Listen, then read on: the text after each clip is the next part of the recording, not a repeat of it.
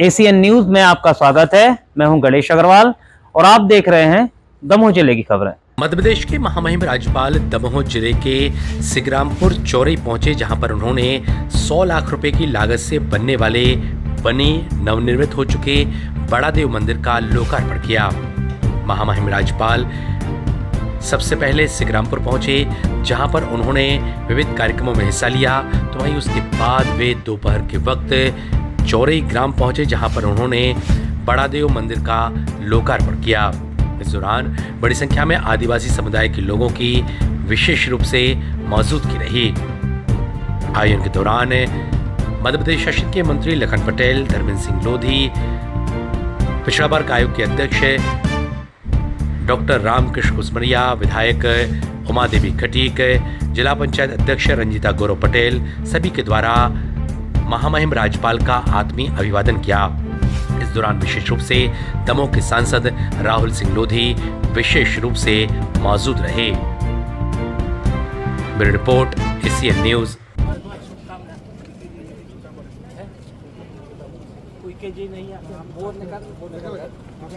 ठीक है भैया, मैं चलता हूँ ना छोड़ने है।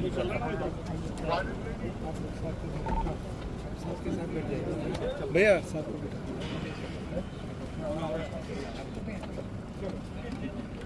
Okay sir.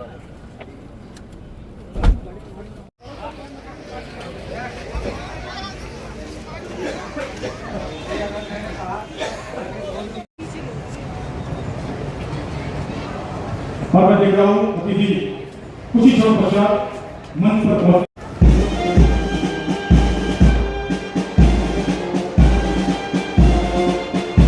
संस्कृति की परंपरा के अतिथियों का अभिनंदन करते, स्वागत करते। तो मैं निवेदन करता हूँ कि धर्मेंद्र सिंह और आप सबकी तालियां बजते रहना चाहिए जब सभी अतिथियों का सत्कार हो, अभिनंदन हो। इस नतीजे में एक ऐसे व्यक्तित्व का जो हमारे प्रदेश के मुखिया हैं, माननीय राज्यपाल महोदय, और पगड़ी ये बहुत आदर और सम्मान। और हम अनुरोध करेंगे श्री धर्मेंद्र सिंह लोधी जी से कि वो सभी सम्मानीय अतिथियों का अभिनंदन भी करें। सबकी तालियां तो होते रहना चाहिए, थोड़ी देर तालियां लगाएंगे अतिथियों के अभिनंदन। माननीय राज्य मंत्री श्री इस बीच हमारे बीच उपस्थित हैं, हम उनका अभिनंदन कर रहे हैं। लोधी जी का भी अभिनंदन, मेजबानी कर रहे हैं। और बीच में श्रीमती उमा देवी खटीक जी, श्रीमती रंजीता गौरव पटेल जी, उमा देवी जी विधायक हैं भाटाशिला पंचायत दमोह की, उनका सबका अभिनंदन। मंचासीन सभी अतिथियों का अभिनंदन हुआ।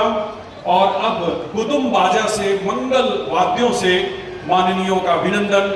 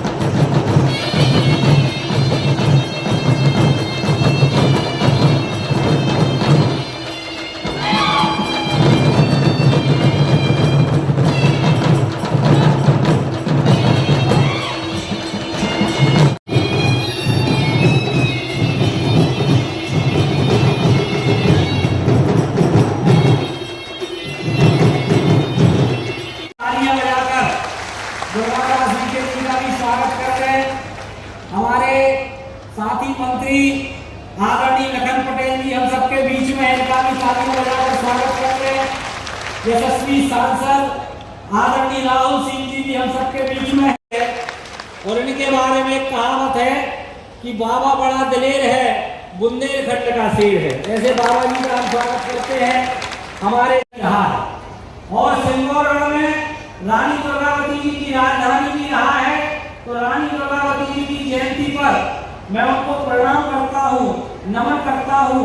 और ऐसी वीरांगना जिन्होंने मुगलों के दांत खट्टे करने का काम किया, ऐसे समय में जब अकबर का सतारा बुलंदी पर था, ऐसे समय पर जब तलवार की नोक पर धर्मांतरण कराया जा रहा था, ऐसे समय पर जब कहा जा रहा था कि या तो आप मुस्लिम धर्म स्वीकार कर लो, नहीं तो तुम्हारा सिर धड़ से अलग कर दिया जाएगा, ऐसे समय में हमारी वीरांगना रानी दुर्गावती उस अकबर के खिलाफ खड़ी हुई, उस मुगल शासक के खिलाफ खड़ी हुई और उन्होंने उस मुगल शासक के लिए दांत खट्टे करने का काम किया। ऐसी रानी वीरांगना रानी दुर्गावती को मैं प्रणाम करता हूँ, नमन करता हूँ। एक छोटी सी कविता मैं उनके बारे में सुनाना चाहता हूँ, उनकी वीरता का वर्णन करता हूँ। चित्र है, बहुत आकर्षक और समृद्ध परंपरा की विरासत को इसमें अंकित किया गया है। जिला पुरातत्व पर्यटन और संस्कृति परिषद जिला दमोह द्वारा प्रकाशित की गई है ये पत्रिका।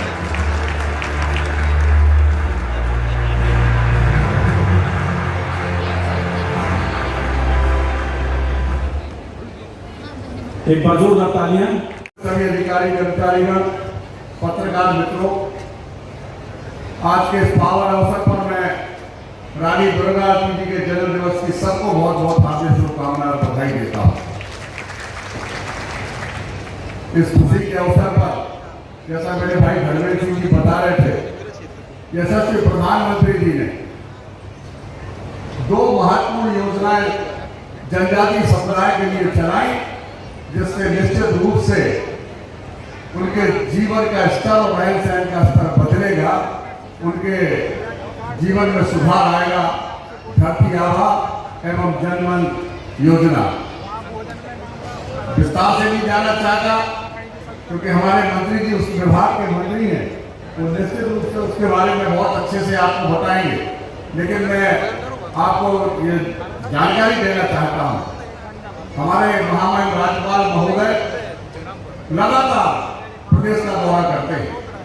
मुझे भी उनके साथ कई बार जाने का मौका मिला, अवसर मिला, उनके भाव को समझने का मौका मिला। सबसे प्राचीन यदि कोई पुस्तक है तो वो है ऋग्वेद। कौन सी है? साथ बोलेंगे तो अच्छा, कौन सी पुस्तक है? ऋग्वेद।